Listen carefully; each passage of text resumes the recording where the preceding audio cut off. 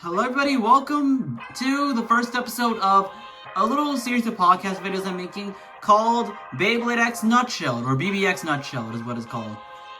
So, this podcast series will be going over BBX episodes, scrunching them down into little bite-sized pieces, all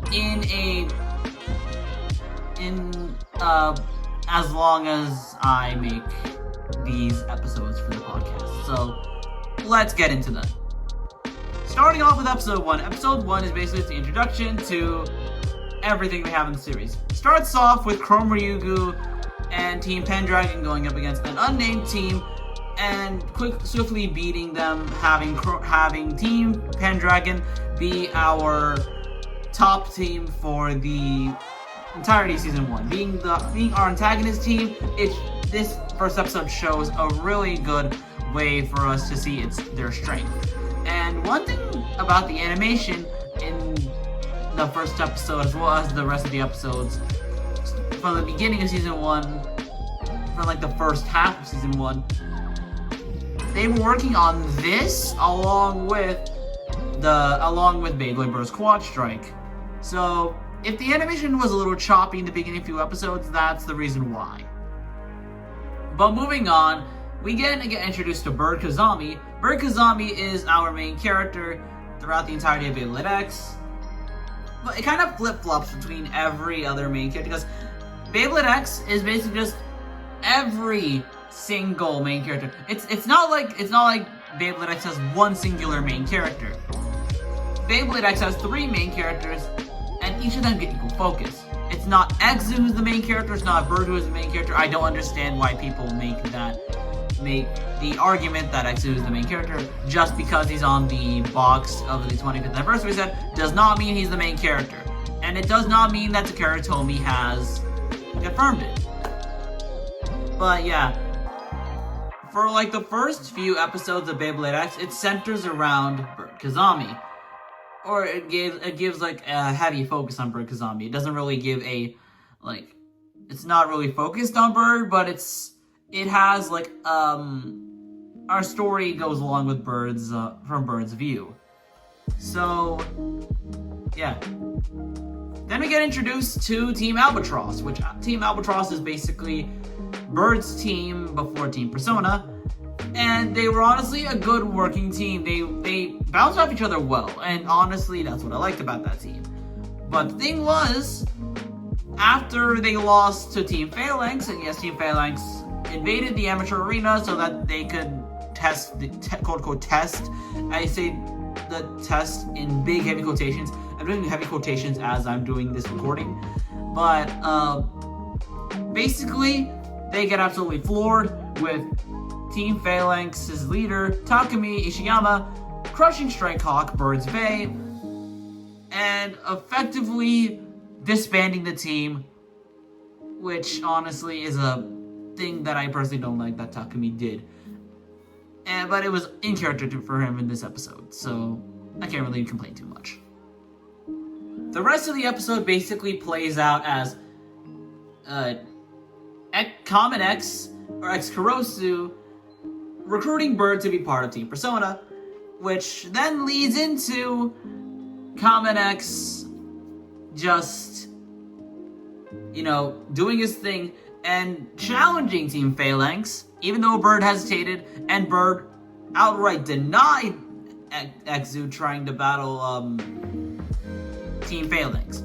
But Common X fought anyways, and he absolutely beat Team Phalanx, absolutely embarrassing them, and basically that's basically how the episode ends, with Common X revealing his identity to be X Kurosu, and Bird being left shocked because he thought Common X was Chrome Ryugu. Also, I apologize for that little blip earlier when my voice sort of squeezed in a little bit on itself when I was talking about the little scene. For some reason, I was trying to suppress something. I suppressed something on my voice. I don't know. But on to episode number 2. Episode 2 is basically the first battle with Team Rainbow, which is Multi's team. But Multi's the only one that's on the team. So we get a little introduction on why Exu left Team Pendragon, and then we get into Multi giving Bird Scythe Incendio, or Hell Scythe.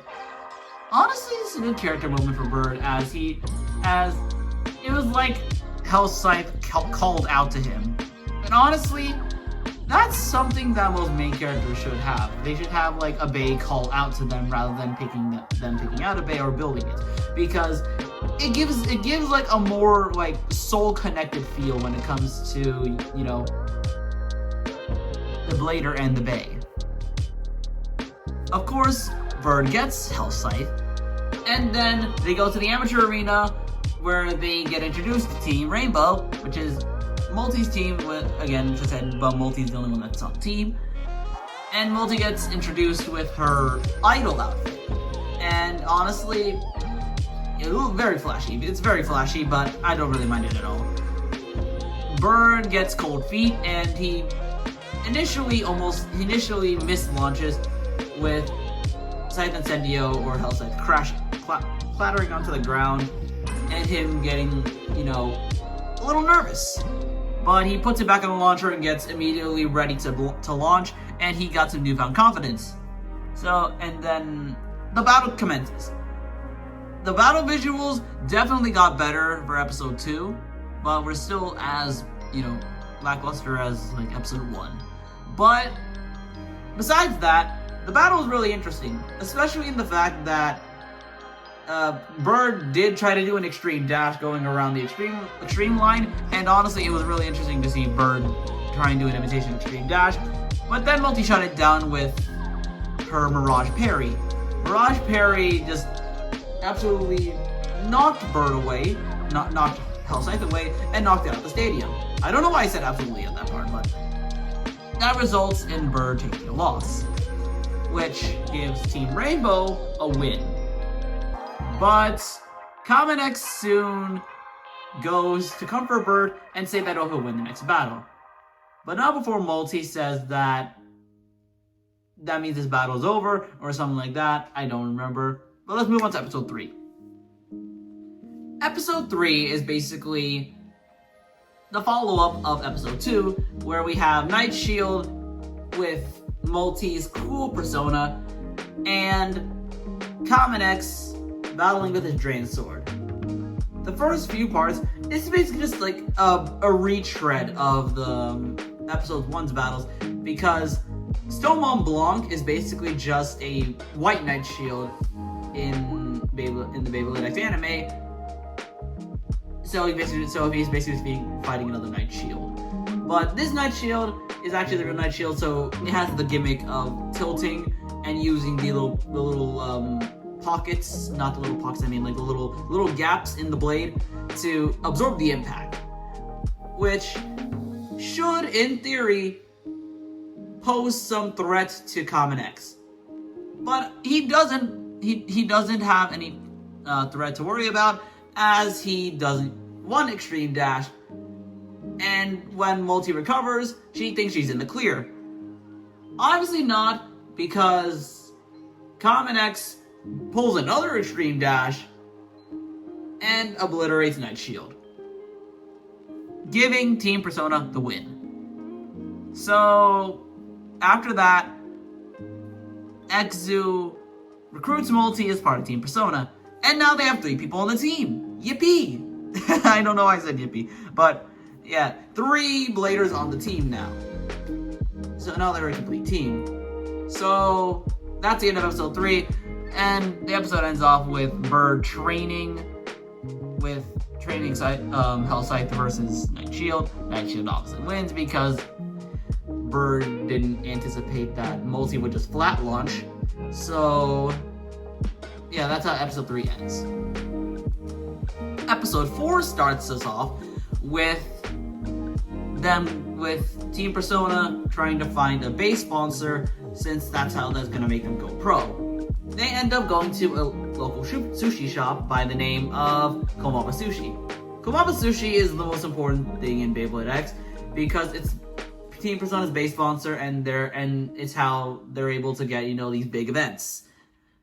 But they don't go without one test. One of the people that are working at Komaba Sushi, Meiko Myoden or Meiko Maiden, she owns Shark Edge, and she was a former pro, so she's pretty strong. The first person that's up to battle for the test is Bird. Bird obviously loses because Bird's on a losing streak for some reason in the beginning of the season, and still's on a losing streak. But we'll touch upon that in the later reviews, but later episodes. So basically, he gets burst by Shark Edge, and after that, for some reason, in this same episode, Multi upgrades her Night Shield to Night Lance. I don't know why she upgraded to Night Lance. And the thing is, she still has Night Shield and Night Lance, both defense type bays that have different purposes. So Multi uses Night Lance. It knocks out Shark Edge, and it should go without saying. But when Meiko Maiden first battled Exu, it was like the first battle to get to show just a little show. But Exu wins, but that's because Meiko Maiden was holding back. Which, honestly, fair play. I would not want to feel this guy's wrath. But in the end, Team Persona gets their base sponsor, and honestly, it's nice for them to have a base sponsor that actually, cares about them, besides Team Phalanx. Team Phalanx's base sponsor, but we'll get to that soon enough. And finally, move on to episode 5. Episode 5 is basically just a run through of the pro scene, where we have Bird and Exu go to one of the 4X stadiums and actually do a 4X battle where Bird sees Dranstor's avatar for the first time and gets, again, obliterated. And he sees it as really cool. But Ichigo really doesn't like it that they invaded without permission. So she scolds them a little bit. And then we get an introduction to Team Zuganic, where Team Zuganic is battling Team Phalanx. Leon Claw obliterates Snow Mont Blanc, and it has them go up the X Tower. And yeah, that's what we get from Team Zuganic in this episode. Bird gets flashback to the fact that he got his bait crushed by Team Phalanx during the battle while he's watching it, and Multi just kind of snaps him out of it. But that's really all I gotta say on that. And in the first part of this episode, we have a battle between Chrome and Exu. But Exu is in his Common X outfit because this is the battle they had before Exu went missing and removed himself from Team Pendragon.